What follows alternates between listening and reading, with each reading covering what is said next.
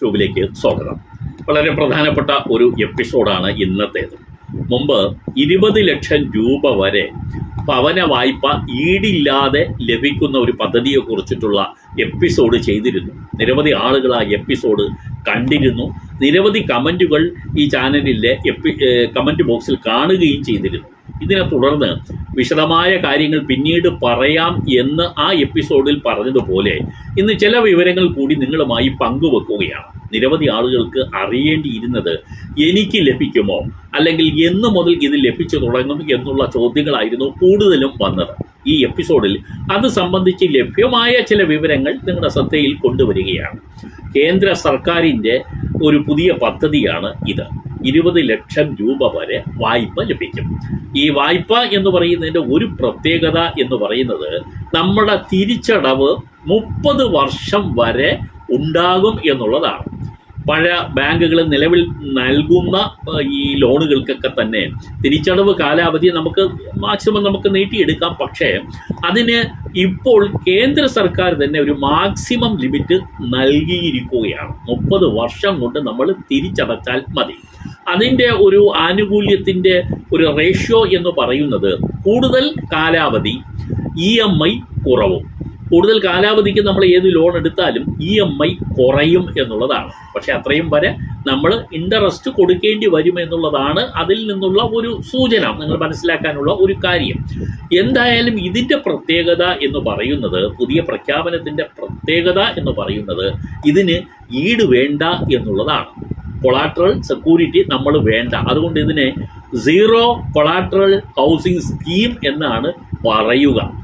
അപ്പോൾ നമ്മൾ പലപ്പോഴും പല ആളുകൾക്ക് രേഖയൊന്നും ഉണ്ടാവില്ല. യഥാർത്ഥ രേഖകൾ, ഭൂമിയുടെ തന്നെ രേഖകളില്ലാത്ത ആളുകളും ഉണ്ട്. അതൊക്കെ സംബന്ധിച്ച് വ്യക്തമായ വിവരങ്ങൾ ഇനി വരാനുണ്ട്. അതുകൊണ്ട് ഞാൻ ഇന്ന് സൂചിപ്പിച്ചത് നിലവിലുള്ള പ്രഖ്യാപനങ്ങളുടെ അടിസ്ഥാനത്തിൽ അറിയുന്ന ഒരു കാര്യം, നമുക്ക് കൊളാട്രൽ സെക്യൂരിറ്റി ഒന്നും വേണ്ട. ഒരു വ്യക്തിയുടെയോ മറ്റ് പ്രോപ്പർട്ടിയുടെയോ ഒന്നോ ജാമ്യം ഇല്ലാതെ തന്നെ ഇടത്തരക്കാർക്ക് ലോൺ നൽകുക എന്നുള്ളതാണ്. എല്ലാവർക്കും കിട്ടുമെന്ന് കരുതി കളയരുതേ. ഞാൻ അതിൻ്റെ ഡീറ്റെയിൽസ് താഴേക്ക് പറയുന്നുണ്ട്. പൂർണ്ണ ഡീറ്റെയിൽസ് വന്നു കഴിഞ്ഞാൽ തീർച്ചയായിട്ടും ഈ ചാനലിൽ ആ പൂർണ്ണ വിവരം നൽകുകയും ചെയ്യും എന്നുള്ളതാണ്.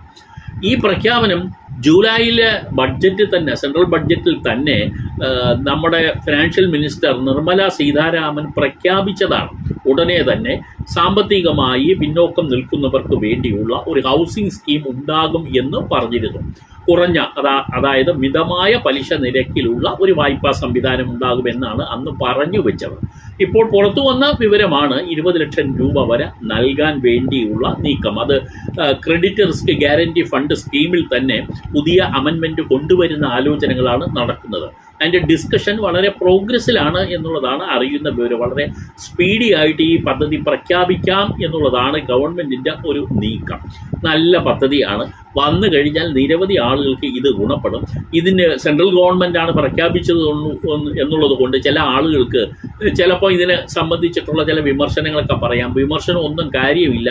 നല്ല പദ്ധതിയാണെങ്കിൽ അത് കേന്ദ്ര ഗവൺമെൻറ് പ്രഖ്യാപിച്ചാലും സംസ്ഥാന ഗവൺമെൻറ് പ്രഖ്യാപിച്ചാലും ഈ ചാനൽ നല്ലതാണെങ്കിൽ നല്ലതെന്ന് പറയുകയും അതിനെ പ്രൊമോട്ട് ചെയ്യുകയും ചെയ്യും. ഞങ്ങൾ ജനങ്ങളുടെ ഇടയിൽ അത് എത്തിക്കുകയും ചെയ്യും.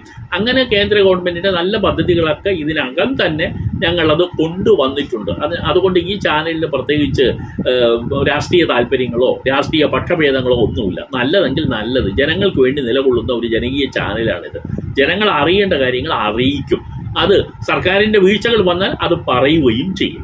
എന്തായാലും ഇത് നല്ല സ്കീമാണ്. ഇത് വന്നു കഴിഞ്ഞാൽ ഒരുപാട് ആളുകൾക്ക് ഗുണപ്പെടുകയും ചെയ്യും എന്നുള്ളതാണ്. നിലവിൽ ഇതിനകത്ത് ഒരു കണക്കുകൂട്ടൽ എന്ന് പറഞ്ഞാൽ 3 ലക്ഷം രൂപ വരെ ആനുവൽ ഇൻകം ഉള്ളവരെയാണ് EWS എന്ന വിഭാഗത്തിൽ വരുന്നത്. EWS എന്ന് പറഞ്ഞാൽ എക്കോണമിക്കലി വീക്കർ സെക്ഷൻ എന്ന് പറയാം. സാമ്പത്തികമായി പിന്നോക്കം നിൽക്കുന്ന വ്യക്തികളാണ്.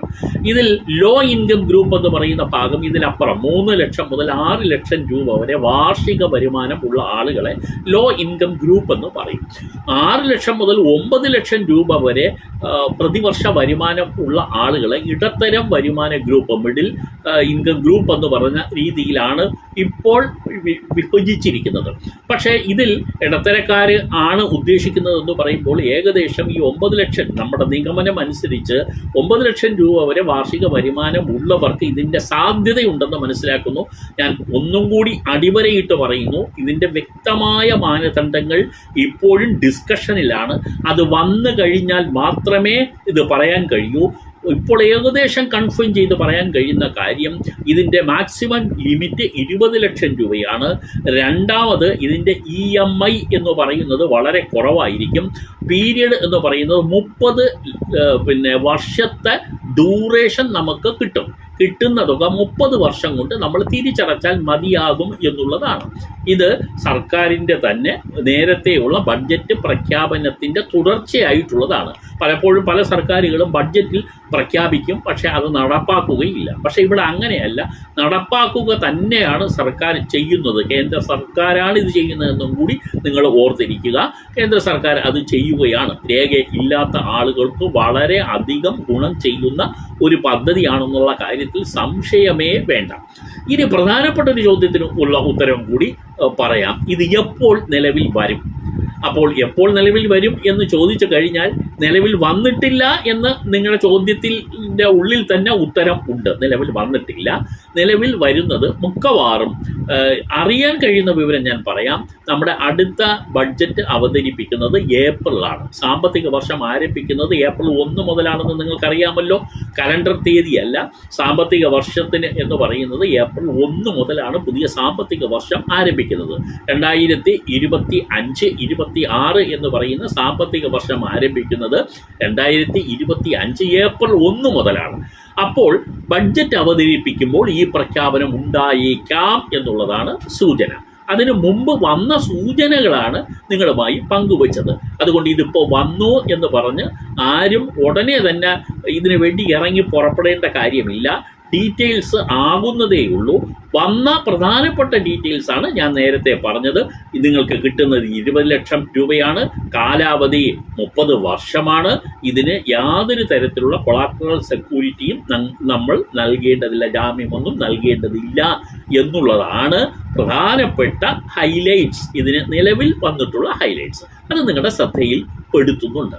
ഇനിയും ഇത് സംബന്ധിച്ചിട്ടുള്ള വാർത്തകളൊക്കെ തന്നെ വരുന്ന മുറയ്ക്ക് ഈ ചാനൽ കൃത്യമായി വാസ്തവത്തോടു കൂടിയുള്ള കാര്യങ്ങൾ, യാഥാർത്ഥ്യത്തോടുള്ള കാര്യങ്ങൾ ആ തരത്തിൽ തന്നെ ലഭിക്കുന്ന മുറയ്ക്ക് ചാനലിനകത്ത് ഉൾപ്പെടുത്തും. അതിന് നമുക്ക് ഏറ്റവും ഓതൻറ്റിക്കേറ്റഡ് ആയിട്ടുള്ള കാര്യങ്ങൾ, ആധികാരികമായ കാര്യങ്ങൾ മാത്രമായിരിക്കും ചാനലിനകത്ത് വരിക എന്നുള്ളതും നിങ്ങളെ ഓർമ്മപ്പെടുത്തുന്നു. അല്ലാതെ കേൾവിയുടെ അടിസ്ഥാനത്തിലോ മറ്റോ ഒരു വിവരം നിങ്ങളുമായി പങ്കുവെക്കുന്നതല്ല. ഈ ചാനൽ കാണുന്ന ആളുകൾക്ക് ഇതിനകമുള്ള എപ്പിസോഡുകളൊക്കെ തന്നെ അത്തരത്തിലുള്ള കാര്യങ്ങളാണ് ചെയ്തതെന്ന് നിങ്ങൾക്ക് അറിയാം. തുടർച്ചയായും ഇതേ തരത്തിലുള്ള വിവരങ്ങളായിരിക്കും ഈ ചാനലിൽ വരുന്നത്. ചാനൽ സബ്സ്ക്രൈബ് ചെയ്യാൻ മറക്കാതിരിക്കുക. മറ്റുള്ളവർ അറിയുന്നതിന് വേണ്ടി ഷെയർ ചെയ്താൽ വളരെ വളരെ സന്തോഷം. ലൈക്ക് ചെയ്യുന്നത് യൂട്യൂബ് ഈ ചാനലിനെ പ്രൊമോട്ട് ചെയ്യുന്നതിന് സഹായിക്കുകയും ചെയ്യും. നന്ദി.